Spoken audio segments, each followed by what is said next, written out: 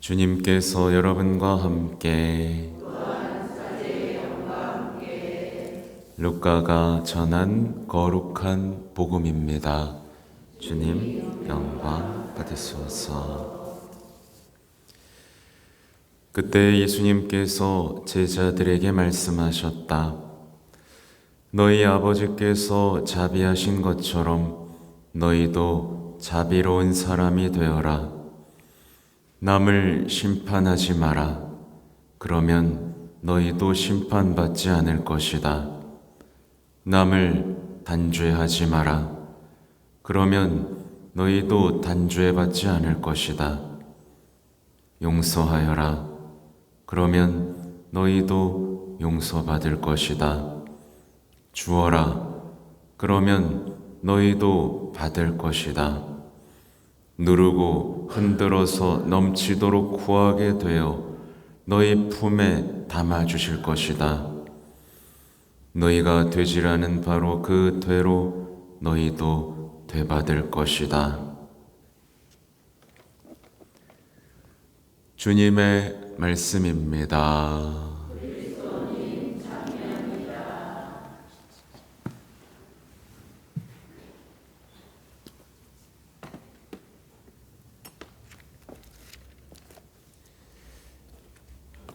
찬미 예수님,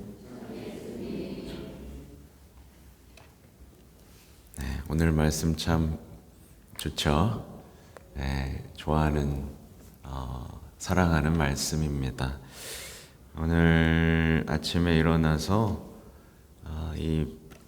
너희도 자비로운 사람이 되어라 라는 말씀을 읽고 나서 바로 다시 한번 이 교황님이 이 자비의 특별 희년을 선포하실 때 발표하신 그 자비의 얼굴이라는 칙서가 있어요. 그래서 그걸 한번 다시 다 읽어봤습니다. 왜냐하면 저는 교황님처럼 잘 묵상할 자신이 없었거든요. 교황님, 근데 여러분 그거 아세요? 지금 프란치스코 교황님 문장 뭔지 아세요?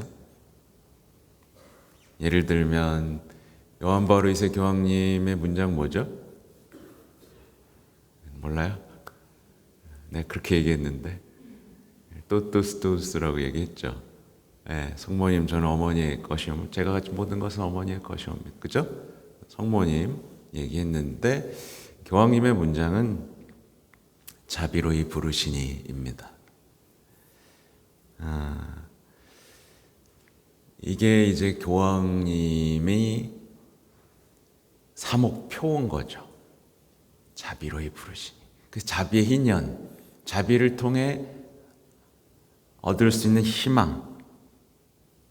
여기 오늘 다 나오죠. 남을 심판하지 마라. 자비로워라. 그러면 너희도 심판받지 않을 것이다. 얼마나 단순합니까, 여러분? 천국 가는 방법은 이렇게 단순합니다. 너희도 단죄하지 마라. 그럼 너희도 단죄받지 않을 것이다. 주어라. 그럼 너희도 받을 것이다.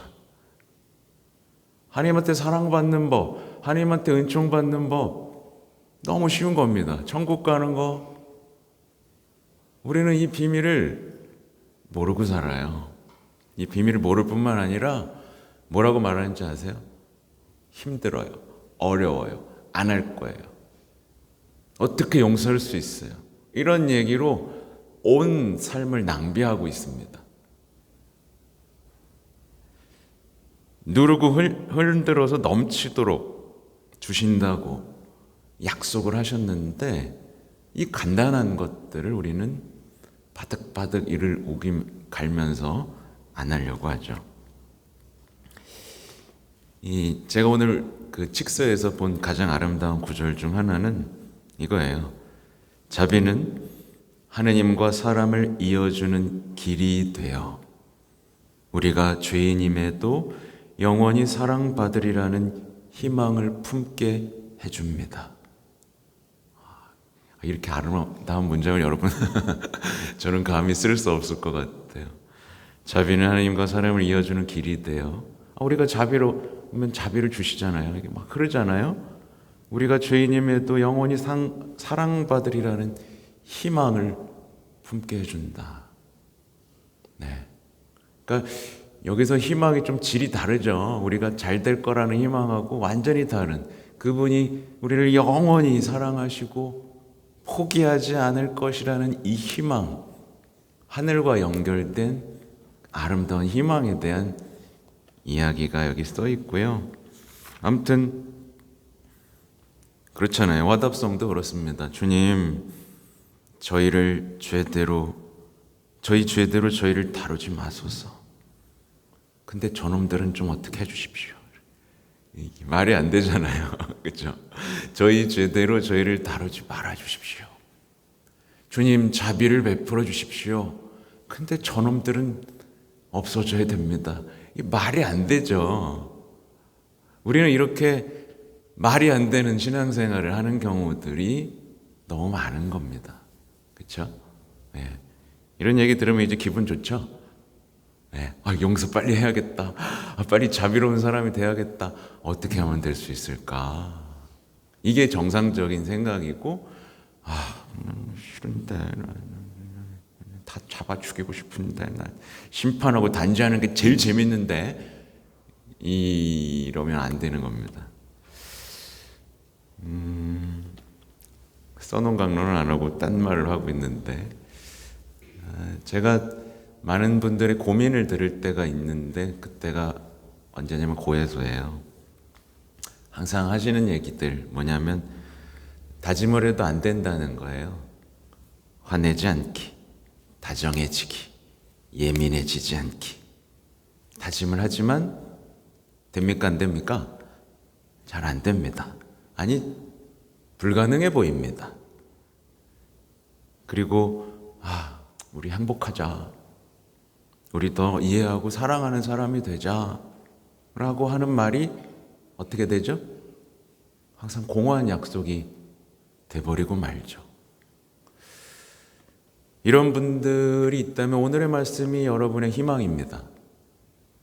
다짐, 약속 잘 안 됩니다. 왜냐하면 그건 하나의 악덕이라는 것이고, 이 악덕을 극복하기 위해서는 성덕, 완전한 사람이 되고자 하는 열망이 있어야 되는 거거든요. 적당히 우리 평범하게 잘 살자, 아니요, 그건 불행해지는 길입니다. 남들처럼 행복하게 살자, 아니요, 남들도 불행해요. 행복한 척 하는 것 뿐이거든요. 남들처럼 행복하게 살자가 아니라 나도 완전한 사람이 되어야겠다 라는 열망이 이 모든 다짐과 결심을 이기는 힘이 됩니다. 완전한 사람이 된다는 건 뭐죠, 여러분? 완벽한 사람이 되는 건가요? 아니에요. 오늘 복음 나옵니다. 자비로운 사람이 되는 겁니다. 그래서 여러분이 무릎을 탁 치면서 이렇게 말하면 좋겠어요. 자비로운 사람이 되는 거구나. 자비로운 사람이 되면 내가 가진 모든 지금의 고통, 관계에서 겪는 고통을, 어려움을, 하나님을 알지 못하고 만나지 못하는 이 모든 것들이 풀리는 열쇠가 되는구나. 자비로운 사람이 돼야겠다. 자비로운 사람이 되는 게 다짐, 실망의 굴레를 벗어나는 유일한 출구입니다. 완전한 사람이 되는 것이 선하고 행복하고 아름다운 삶을 살 수 있는 유일한 길입니다. 여러분 동의하십니까? 다른 길은 없어요. 이게 진리입니다. 아무리 머리를 굴려봐야 돌 굴러가는 소리밖에 안 날 겁니다. 네, 우리는 하나님보다 똑똑할 수 없어요. 말씀보다 똑똑할 수 없습니다. 아니야, 이렇게 하면 될 거야. 돈을 많이 모아서 집을 사가지고 통장에 얼마가 있으면 안 됩니다. 완전한 사람이 되는 것. 그래서 이거를 어렵다, 힘들다, 불가능하다, 하기 싫다 이런 말이 이제 사라져야 됩니다. 그냥 이렇게 말하면 좋겠어요. 아버지께서 자비하신 것처럼 저도 자비로운 사람이 되길 원하고 희망합니다. 네. 하실 수 있겠어요? 그러면 이제 그때부터 예수님의 얼굴이 하느님의 자비로운 얼굴임을 알게 되고 자꾸 보고 싶고 닮고 싶어지죠. 그리고 여기 불러주신 것에 감사할 수 있게 됩니다. 왜냐하면 자비로이 불러주셨거든요. 그리고 자비로운 사람이 되라고 말씀해 주셨거든요. 이게 얼마나 기쁘고 행복한 말씀입니까? 사실 모든 그리스도인들은 세례받는 순간부터 자비의 증인이 되라고 부르심을 받습니다. 그렇잖아요. 세례 때 모든 죄를 용서받는데 그게 곧 내가 자비로우니 너희도 자비로운 사람이 되어라 라는 말씀이잖아요. 그래서 반복되는 말씀이지만 이 자비로의 부르심은 우리가 성덕으로의 부르심에 응답하는 거죠. 그리고 이 성덕으로의 부르심, 완전한 사람이 되고 싶다라는 그 열망이 가득 찰 때 우리 내면에는 하나님의 자비가 이제 가득 차게 되죠. 이 영적인 얘기인데요. 이게 얼마나 놀라운 일인지를 보세요. 여러분 여기 있는 이유는 우리를 통해 뭘 하고 싶으신 거죠? 하느님께서요. 우리를 통해 하느님의 자비를 세상에 드러내고 싶기 때문에 여러분이 부르심받고 선택된 겁니다. 그래서 여러분은 이제 세상에 파견될 때마다 자비의 통로가 되고 자비의 얼굴이 되도록 부르심을 받은 거예요. 네. 그래서 여기에 대해서 교황님이 이번엔 어떤 교황님이냐면 요한 바오로 2세 교황님이 이렇게 말씀하셨어요. 교회는 자비를 고백하고 선포할 때에 본연의 삶을 사는 것입니다. 자비가 창조주와 구세주의 가장 놀라운 속성이기 때문입니다. 교회는 사람들을 구세주의 자비의 샘에 가까이 가게 만들 때에 본연의 삶을 사는 것입니다. 교회는 그 자비의 관리자요 분배자이기 때문입니다. 네, 이게 요한 바오로 2세 교황님이 말씀하셨고 제가 계속해서 고해수를 지키려고 하고 고해 성사하는 기쁨과 아름다움을 여러분의 신앙에 되찾아 드리려고 노력하는 이유는 이게 끊겼기 때문에 어제 제가 말씀드렸어요. 다 잘해. 기도도 잘해, 봉사도 잘해, 다 잘해. 근데 고해성사만 힘들 때 이런 사람은요 다 못하는 거예요. 사실은 본인은 알 겁니다. 다 했는데 이건 어려워. 뭔가 헛헛해. 이 관계가 가까워지질 않는 걸 느낄 거예요. 뭔가 이상하게 죄송하고 뭔가 이상하게 안 하고 있는 것 같고 뭔가 이상해. 그 원인은 바로 그 하나의 걸림돌을 넘지 못했기 때문입니다. 자비는 오늘 보세요. 이제 뒤에 거를 포인트입니다. 용서하여라. 그럼 용서받을 것이다. 그러니까 자비는 뭘로 표현되죠? 용서로 표현되는 겁니다. 그리고 주어라. 자비는 또 뭘로 표현되죠? 주는 것, 나누는 것으로 표현이 되는 거예요. 용서는 공동체를 지탱하는 힘입니다. 그렇죠? 네, 용서가 없으면 다 무너집니다. 네, 막 갈라집니다. 너랑 안 해. 내가 나오나 봐라. 그래, 나오지 마. 끝. 그쵸? 용서는 공동체를 지탱하는 힘이면서 아버지의 사랑을 드러내는 강력한 힘입니다. 그래서 용서하지 않는 사람은요, 사실은 용서하지 않을 이유는 정말 많이 만들 수 있어요. 그죠? 저는요, 이래서요, 어떻게 용서합니까? 라고 얼마든지 말할 수 있습니다. 근데 용서하지 않는 사람은 그 누구도 포기하지 않는 하나님의 자비를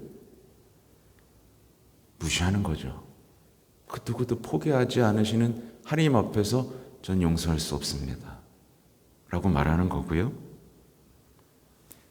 누가 용서하지 못하느냐? 단순합니다. 저는 용서받을 게 없는데요. 라고 말하는 사람이 용서하지 못합니다. 근데 우리에게는 단죄할 권한이 있습니까? 단죄할 권한을 주장하는 건 나는 하나님보다 높아질 권리가 있다. 난 하나님보다 높다라고 말하는 것과 다르지 않은 거예요. 우린 좀 단순하게 생각해야 됩니다. 우리는 피조물이에요. 그렇죠? 네. 근데 하나님 앞에서 내가 심판할 권리, 단죄할 권리를 주장한다는 것은 굉장한 착각이죠. 모든 것이 무너지게 되어 있습니다. 또 자비는 주는 것으로 표현된다 그랬죠? 네. 누가 안 줄까요, 여러분? 난 받은 게 없어 하는 사람이 안 줍니다. 난 받은 게 없어. 성당에 와서 난 하나님한테 받은 게 없어. 하나님이 나한테 준 게 뭐 있어? 하는 사람이 안 줍니다. 그렇죠? 그리고 안타까운 건 주지 않은 만큼 하나님하고 멀어져요. 주지 않으니까 하나님이 주질 않으시거든요. 또. 그러니까 그리스도인들은 오늘 보세요. 형제들에게 주는 만큼 하나님께 받는다는 것을 안다. 그래서 용서와 나눔으로 우리의 마음은 성장합니다. 이기심과 분노는 우리의 마음을 점점 돌처럼 잡고 정말 좁게 만들죠. 오늘의 이야기는 어떤 분들에겐 굉장히 불편한 얘기가 될 거예요. 어떤 분들에게는요. 여러분도 불편한가요? 근데 저는 제 얘기를 한 게 거의 없습니다. 교회의 가장 아름다운 가르침을 요약해 드린 거예요. 만약에 오늘의 얘기를 듣고도 마음이 너무 불편하고 막 분에 찬 감정이 올라온다면 괜찮습니다. 그 마음을 가지고 하나님 앞에 서 보셨으면 좋겠어요. 그거 하나 넘지 못하면 어떡해요? 그건 이제 본인의 자유입니다만 어떻게 할 방법이 없습니다. 그 마음에는 아무것도 들어가지가 않아요. 그러니까 자비로운 사람이 되는 게 행복해지고 이 구원의 십자가 앞에서 기쁨을 누릴 수 있는 유일한 길입니다. 완전한 사람이 되는 게 그리스도인의 정체성이고 아버지의 자녀가 그 아버지의 자녀로서 사는 정말 그게 정체성인 거예요. 그러니까 그냥 단순하게 생각했으면 좋겠습니다. 혹시라도 뭐 어떤 마음이 있다면 단순하게 뭐냐면 주님 다 둘째 치고 저도요 제 마음에 사랑이 가득 차길 원합니다. 그러면 예수님께서 대답해 주실 거예요. 그래? 그럼 너도 자비로운 사람이 되어라. 이 말씀을 피하지 않는 사람이 되면 좋겠고요. 마지막으로는 자비의 어머니를 기억하시면 좋겠습니다. 자비의 어머니, 우리의 어머니. 세상에 자기 자녀가 비참하게 죽는 것을 보셨고, 더 놀라운 건 그 자녀가 죽어가면서 자신을 십자가에 못 박혀 죽으면서도 그 못 박은 사람들을 용서하시는 것을 보신 어머니입니다. 이 어머니께 우리는 항상 자비를 청하죠. 슬픔의 골짜기에서 이렇게 살베 레지나를 부르잖아요. 그러니까 이 아름다운 오늘의 이야기 너무 아름답고 풍요롭죠? 네. 여러분도 자비의 얼굴을 담기를 바랍니다. 아멘.